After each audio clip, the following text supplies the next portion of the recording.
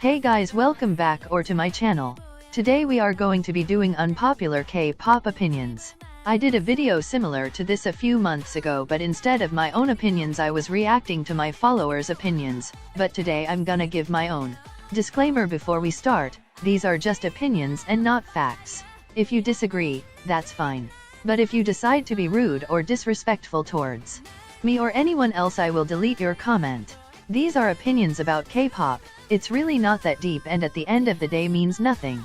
You're going to finish this video and it will not at all impact your life, therefore there's no need to rage in my comments over these opinions. Now that's done with, on to the video.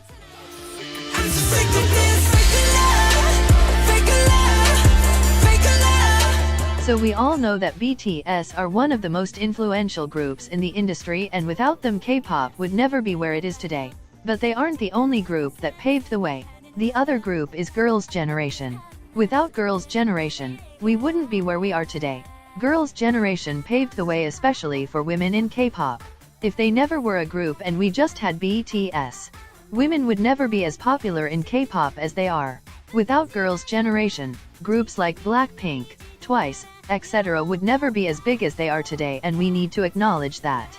Stop denying Girls' Generation's impact on the industry.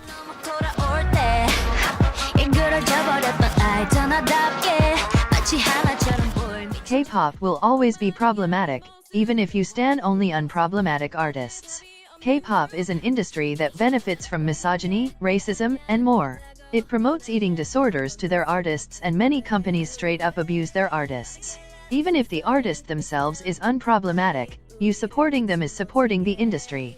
Therefore, there is no unproblematic way to consume K-pop. And that is okay to admit. It's better to be aware of this than ignorant to it.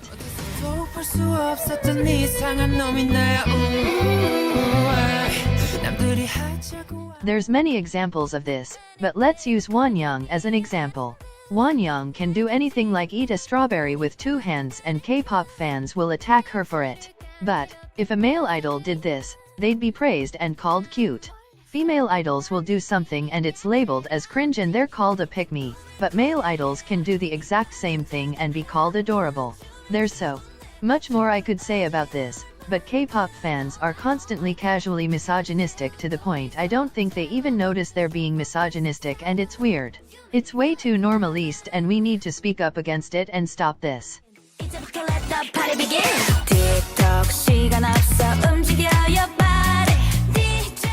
Now this one might be confusing, but I've experienced this, so I will use my experience as an example. So, obviously, I like K-pop. But, my favorite genre of music is metal. I still love K-pop and I'm more active in K-pop communities rather than metal communities.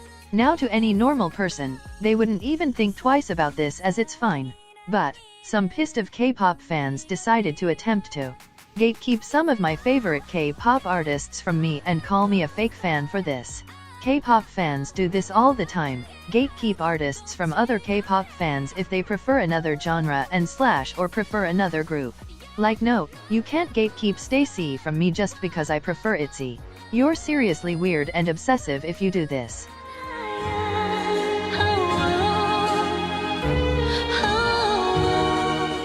This one's controversial, lol.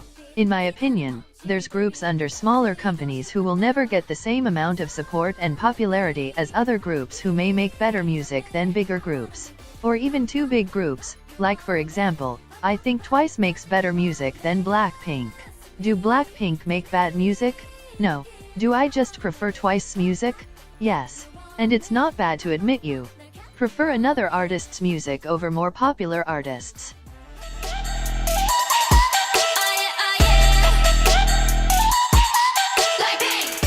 Now for this one, I see people call groups like Stray Kids, Luna, Mamamoo, and more underrated just because they're not as popular as BTS or Blackpink. Saying that is actually just ridiculous because everyone and their mothers know who Luna are. They're not even underappreciated, they're very popular. K-pop fans love misusing terms, I swear to God, lol.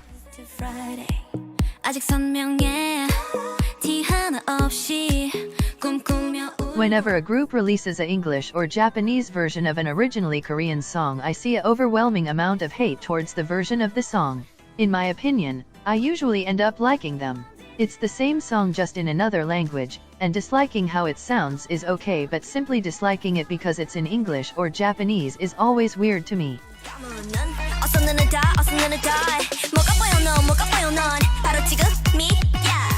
I see a lot of people say they unstanning a group because of the fandom is stupid, but to me it isn't. If a fandom makes it so you can't enjoy the group anymore, you shouldn't be forced to stan them. For me, I didn't stan Blackpink for ages because of the fandom, and even now I try my hardest to avoid the fandom. But for some, it makes them miserable to support a group if the fandom is awful. Therefore I see no harm in unstanning a group if the fandom's absolutely shit.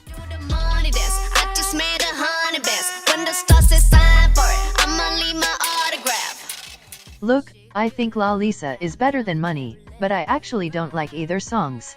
I feel like neither of them showed Lisa's skills and I never listened to them. If I was listening to the radio and Money came on, I'd switch channels. If La Lisa came on, it would depend on my mood if I'd let it play or not. On the other hand, Rose and Jennie's solos are amazing. Rose made my favorites, I love both hers, but Jennie's is also iconic.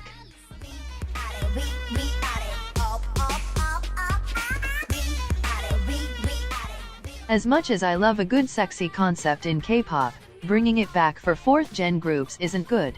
Purely for the reason a lot of 4th gen groups have idols who are very young in them, and it would be highly uncomfortable to watch someone who's either not over the age of 18 or is barely 18 do a sexy concept.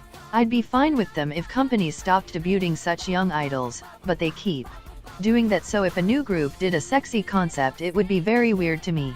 I don't want people who are barely adults doing sexy concepts.